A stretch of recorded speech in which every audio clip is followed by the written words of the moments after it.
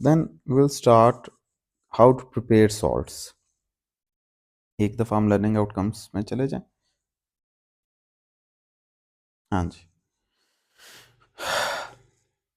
इसका मैं एक काइंड ऑफ माइंड मैप बनाता हूँ, आपने अपने जहन में भी उसी तरह ही इसको याद भी वैसे ही करना है। That's a salt.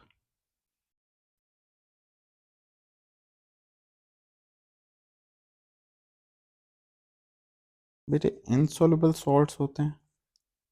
आपने सॉल्युबल और इनसॉल्युबल को कैसे डिटरमिन करना है? On the basis of rules of solubility.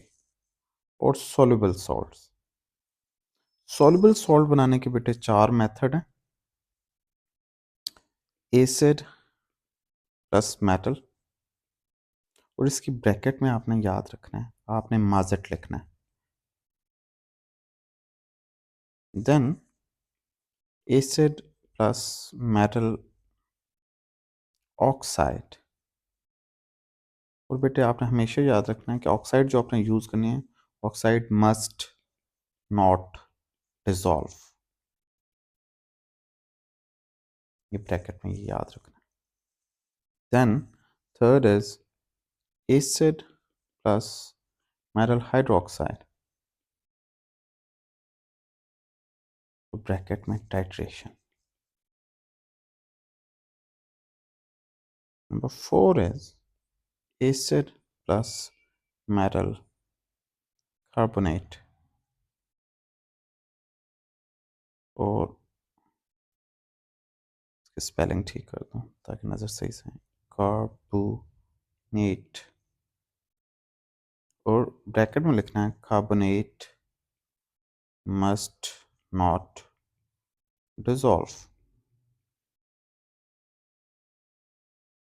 bracket close. And then there is the other method, insoluble salt को बनाने का सिर्फ एक मेथड है, that is called ionic precipitation। बेटा ये बारिश वाली प्रेसिपिटेशन है। प्रेसिपिटेट केमिस्ट्री में कहते हैं जब कोई insoluble substance kind of crystals बन जाएं जो कि पानी में डिसॉल्व ना होते हैं, दैट इज कॉल्ड प्रेसिपिटेशन। तो आयॉन्स आपस में जुड़े और प्रेसिपिटेट बना रहे हैं, that is the way insoluble salts are made. Method में क्या लिखना है? By mixing two soluble reagents. बात का मतलब है कि दो सॉल्युबल चीज़ों को मिक्स करेंगे तो ये सॉल्ट बन जाएंगे। लेकिन रूल याद रखना है कि जब भी इनसॉल्युबल सॉल्ट बनाना है, आपने दो सॉल्युबल चीज़ें लेनी है और उनको मिक्स कर लेना है। सो एक दफ़ा ये माइंड मैप को अच्छे से जहन में बिठा लें। हाँ, कुछ चीज़ें मैंने और भी बतानी है। वो ये कि this method is called excess method. इसको भी एक्सेस मेथड से किया जाएगा, तो मैं बताता हूँ excess one. This one is excess method and this one is excess method. ये तीनों एक्सेस मेथड है। इसका मतलब ये है कि इसमें मौजूद मेटल है, ये बहुत ज़्यादा क्वांटिटी में एसिड के अंदर डाली जाएगी। मेटल ऑक्साइड ज़्यादा क्वांटिटी में एसिड में डाली जाएगी, that means they would be in excess, और acid would be acting as a limiting reactant. ठीक है, एसिड पहले कंज्यूम अप होगा, मेटल फिर भी बच जाएगी, मेटल ऑक्साइड बच जाएगी, एसिड सारे का सारा कंज्यूम अप हो जाएगा। तो इसको इस तरह करना है कि ये वाली चीज़ें जो है ये ज़्यादा डलें और एसिड कंपैरेटिवली कम हो, और ये भी इसी तरह ही। So that is called an excess method.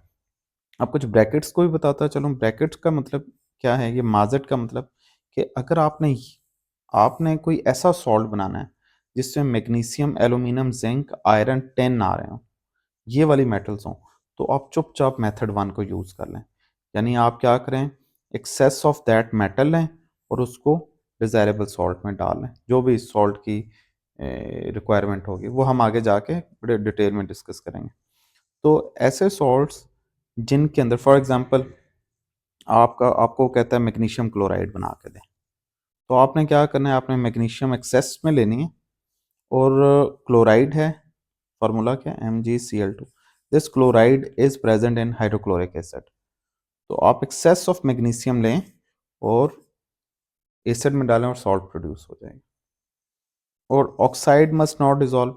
आप अगर कोई दूसरा मेथड आप यूज़ करने जा रहे हैं तो फिर आप जो भी ऑक्साइड ले रहे हैं उसको according to rules of solubility soluble नहीं होना चाहिए। I am again repeating it. अगर पहला मेथड कहीं नहीं लग रहा तो आप मेथड 2, 3 और 4 की तरफ जाएंगे।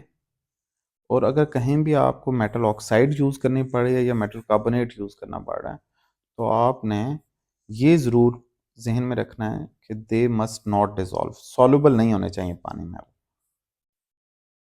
ताकि हम उन्हें बाद में बाहर निकाल सकें। खैर वो एक अलग एक कहानी है।